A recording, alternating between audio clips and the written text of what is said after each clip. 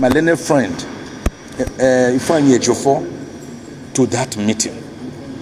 And I then demanded that Nnamdi Kanu should be present at the meeting, because we are only lawyers and we do not know anything about medicine or surgery. And they fetched Nnamdi Kanu, and we all sat down and brainstormed and agreed that there was no way they could have carried out that surgery on Kanu without his own personally appointed medical doctor, a doctor of his own choice, as earlier directed on the 21st of October 2021 by the Honorable Justice Binta Nyako of the Federal High Court, that he be allowed to have his personal doctor, so that there could be a second opinion on his deteriorating state of health, wherein they are increasing his potassium level every day. They are using him as a guinea pig for trial, because they do not know the cause of his illness. And all the tests they have done, blood tests, urine tests, stool tests, which they have always done, they have sent to South Africa and some other countries. Nnamdi Kanu to date has never been availed of what the results were, nor have we, his counsel. So at that meeting, therefore, I impressed it upon them that there was no way they could carry out a surgery on Nnamdi Kanu's ear without his personal physician being present. And that we will not even allow it. And that was what we agreed on. The meeting was that when Nnamdi Kanu finally appoints any one or two doctors of his choice, they should get across to us. We will now again write to the SSS for an interactive session between these doctors and Nnamdi Kanu, because his earlier doctor, Dr. Sylphine Okorochukwu, who had been treating him even before his extraordinary, torturous and forceful rendition from Kenya back to Nigeria on the 27th of June 2021, who had gone to the DSS facilities 2 times and had been denied access to see Nnamdi Kanu, himself was not in the country. Because of that, it means that whichever doctors that will be seeing Nnamdi Kanu will be seeing him for the first time, and Nnamdi Kanu will be seeing them for the first time. So there must first be that interactive session, so that they can have a synergy to know whether these are doctors that he can go with, or whether he will need another set. Surprisingly, suddenly, like Fela will put it, we saw flying in the social media some characters saying that the family of Nnamdi Kanu has allegedly debriefed me and Ifeanyi Ejiofor. There are certain pieces of news I don't take serious. I didn't just laugh. I guffawed. It was a loud laughter that these guys do not know what they are talking about. You cannot sit in Germany. You do not know what is going on with your brother's case or his life. And you say that Nnamdi Kanu has been trying since 11th of May to get across to me, and I'll be refusing to see him. Whereas I was with Nnamdi Kanu on the 3rd of June. And the very day you were releasing this text, this social media damnable and defamatory statement, Ifeanyi Ejiofor was physically with Nnamdi Kanu. You release this, your social media something, at 1:57 p.m. 3 minutes before the 2 p.m. when Ejiofor was supposed to meet with Nnamdi Kanu. And he met him. And Nnamdi Kanu sent his personal greetings, happiness, and thanks to me through Ejiofor. And that everything is going on well. He's very happy the way I've conducted his case. Since I came in January 2022, I got 8 of the 15 counts dismissed by this honorable court here, Justice Nyako. The remaining 7 counts, I was dissatisfied. I took them to the Court of Appeal, and on the 13th of October 2022, in a landmark judgment, the Court of Appeal dismissed the remaining 7 counts and gave Nnamdi Kanu a clean bill of health.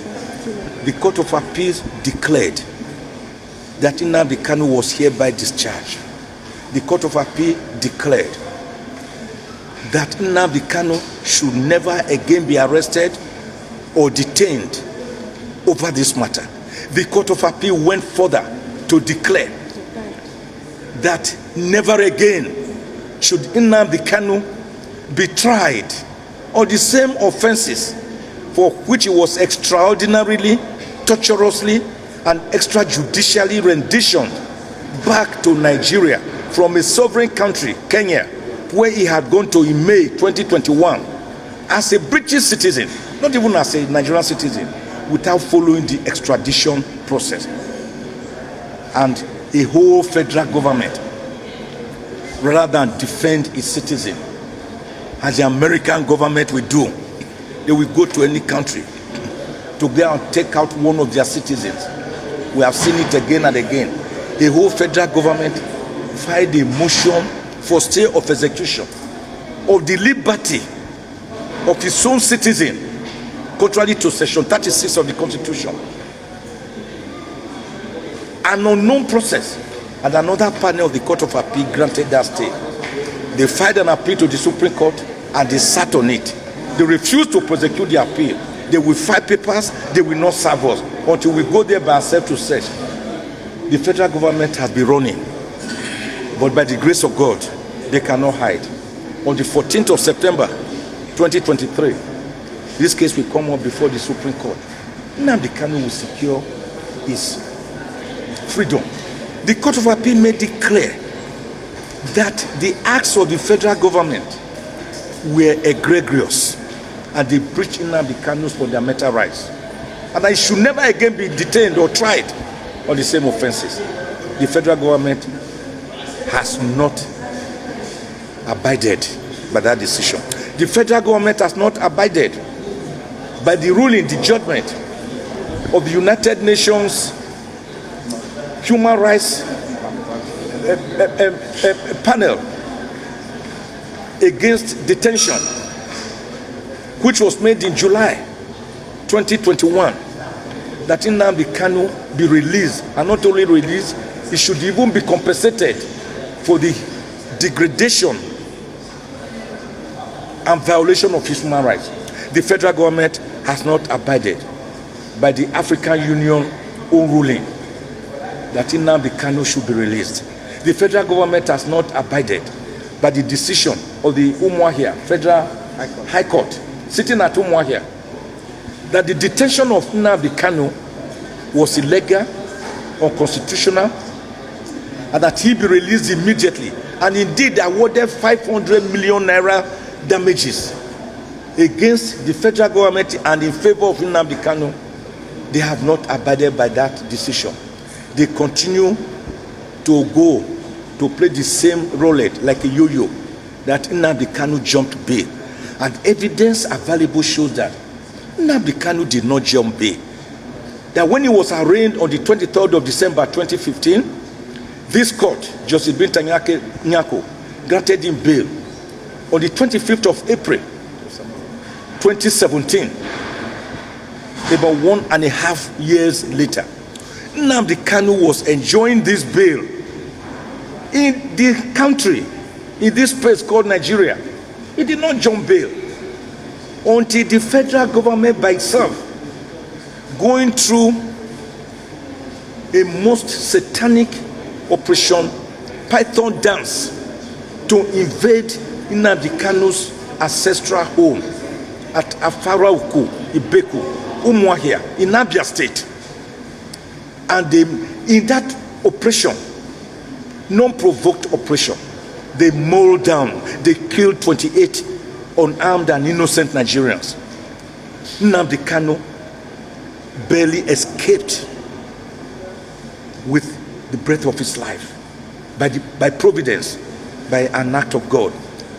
the father, Eze Kanu, never recovered from this atrocious, inhuman invasion. He died. And the mother never recovered, and she died. So Nnamdi Kanu first found his way to Rome, to Israel, where he quickly deposed to an affidavit saying, I have run here for my dear life. If the federal government can give me protection, I'm ready to return to Nigeria to face my trial. He deposed to it. The affidavit is before this court. So for the avoidance of doubt, Nnamdi Kanu never jumped bail. Rather, he was forced to flee for his dear life in Nigeria.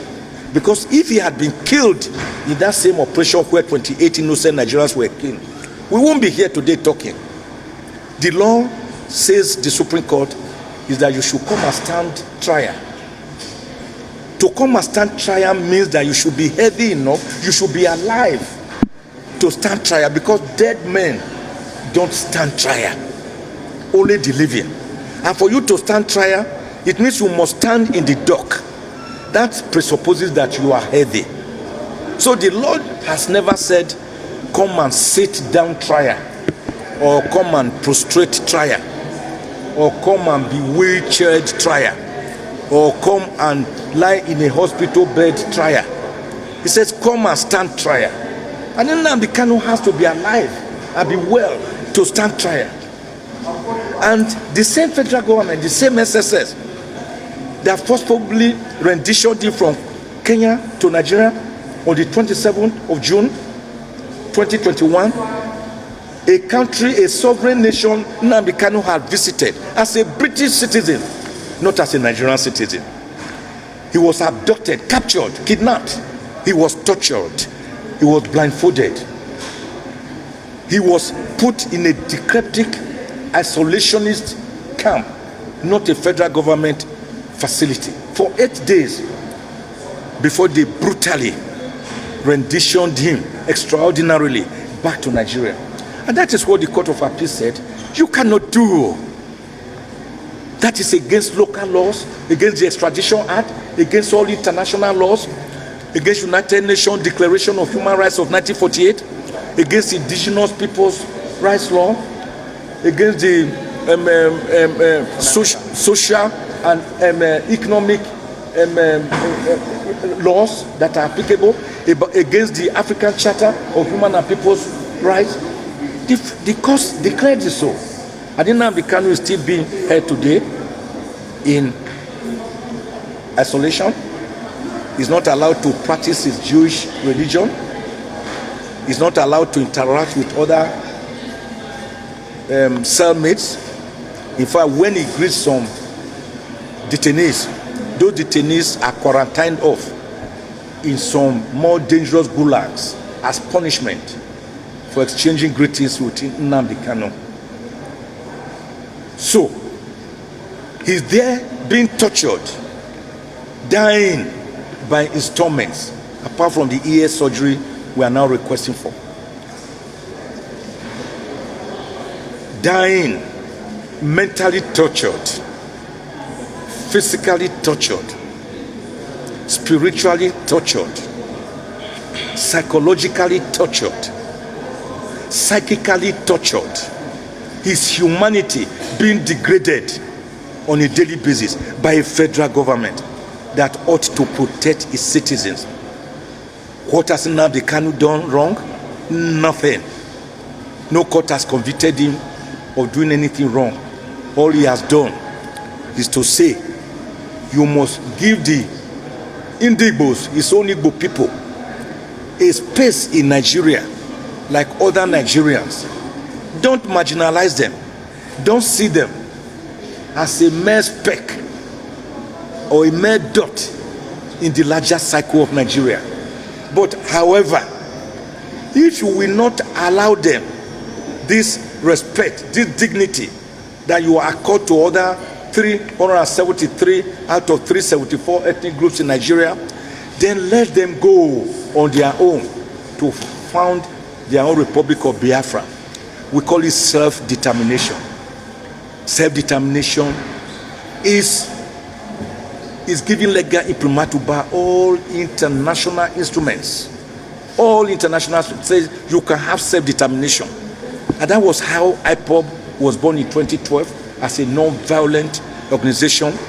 We saw them on the streets of Aba, of Onitsha, of Enugu, of Owerri, and other southeast states, marching on the streets, carrying cudgels, clubs, wearing beret, blowing whistle.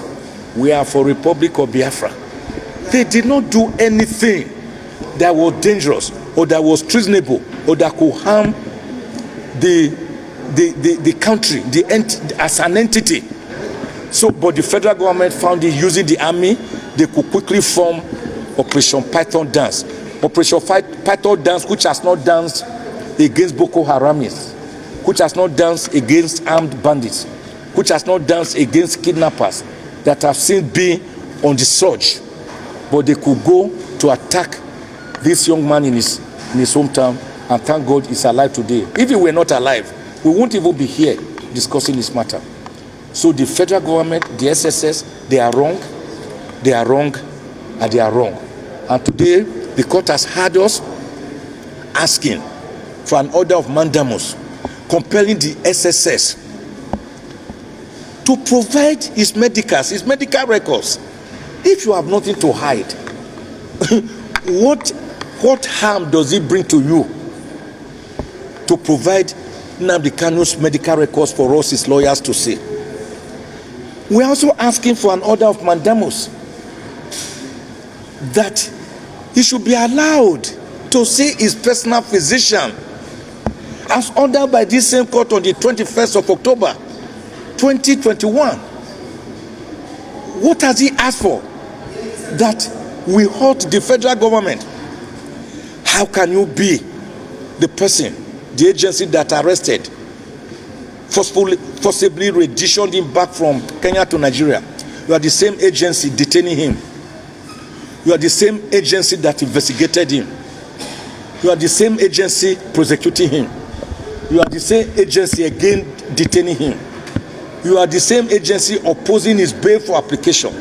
You are the same agency opposing his application to be transferred, at least from your gulag to the Kuje Correctional Center, which is a place meant for people who have been granted bail, as was his case.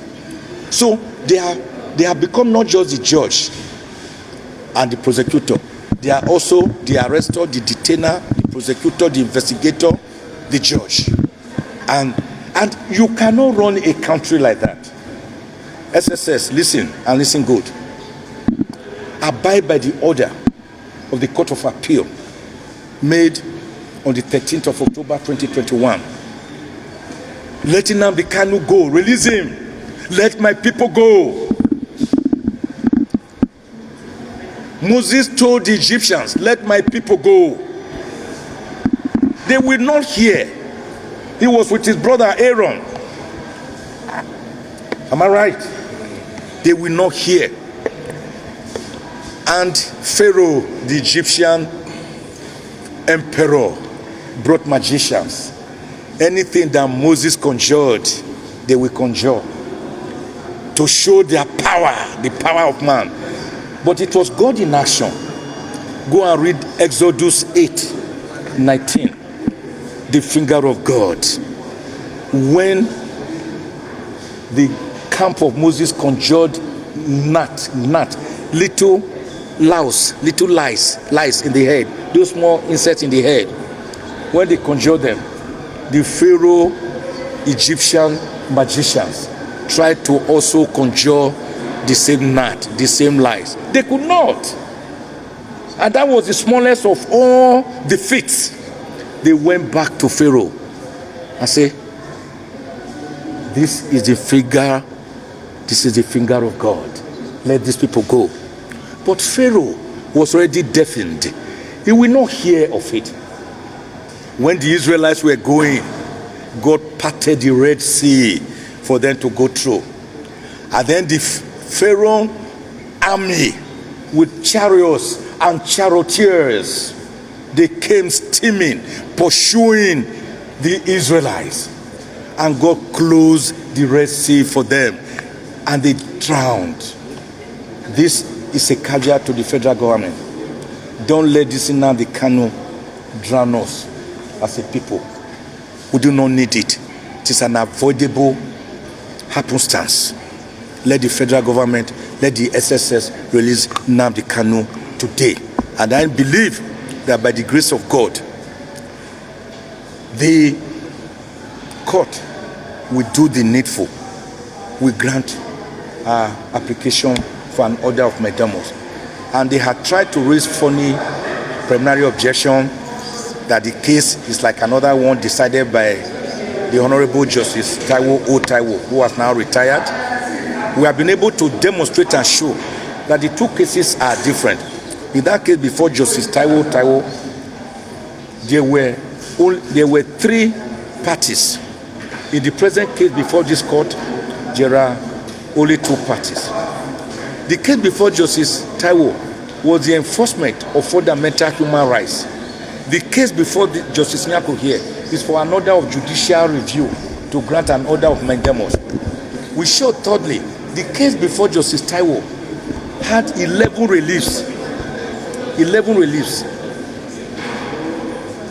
6 declarations and 5 orders. The case before this court, where we are here, is just 2 orders. An order to grant him access to mandamus, to have access to his doctor and his medical records, and further order. That's just all. So we've been able to show that both the parties, the reliefs, the subject matter, and the goal are different. And then in such a case, the doctrine of estope perem judicata cannot apply.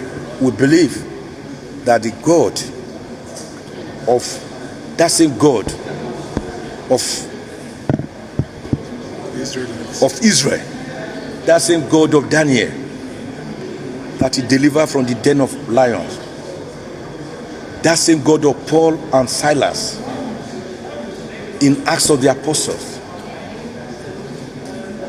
chapter 16, that same God of Meshach, Shadrach, and Abednego, that same God of Lazarus, that Jesus Christ woke up 4 days after he had died, and his flesh was already decaying and stinking. That same God of Noah and the ark, that same God of Jonah that was in the belly of the fish, that same God of Jesus Christ that died and resurrected the 3rd day, that same God is alive and well. He slumbereth not, and he does not allow injustice to be perpetrated unremedied. By the grace of God, Nnamdi Kanu will get justice through the courts. If the federal government does not see the wisdom of quickly releasing Nnamdi Kanu as urgent as yesterday, releasing Nnamdi Kanu will not endanger the country. It is releasing Nnamdi Kanu that will actually bring peace and tranquility to the troubled southeast region. I've held several meetings with Nnamdi Kanu in his presence, and he laments that his own people that he is defending are being made by some characters to sit down at home every Monday, not to go to work. He has asked me that question again and again rhetorically. Chief, sir, how can I, who is helping my people, how can I be the person to be again punishing them by saying that they should not trade, they should not thrive in commerce and industry, which is their main area? I am not party to it. I want to come out. When I come out, I will address my people so that they will know that there's no need to kill their economy, to kill themselves. Nnamdi Kanu is non-violent. He has never used violent means to attempt attaining his goal of self-determination. So the federal government, to me, if they are wise enough, if he's wise enough, they should just let this man go and release him. That would be more productive. That will have multiplier positive effects But his continued incarceration and detention will continue to be like a whitlow on our forefinger. And for as long as you allow the whitlow to go on, it will ache you and you will not be able to sleep. So if Nnamdi Kanu is not sleeping, the federal government itself is obviously not sleeping, because this has become no longer a national case, but an international case in which the United Nations had made interventions. The African Union, the European Union, all over the world. This case is a case. The federal government should do the needful and order the release of Nnamdi Kanu as urgent as yesterday, without even awaiting the Supreme Court decision coming up on the 14th of September 2023, without even awaiting this judge's decision coming up in July, on the 20th of July. If they do that, the federal government will gain mileages and mileages of acceptability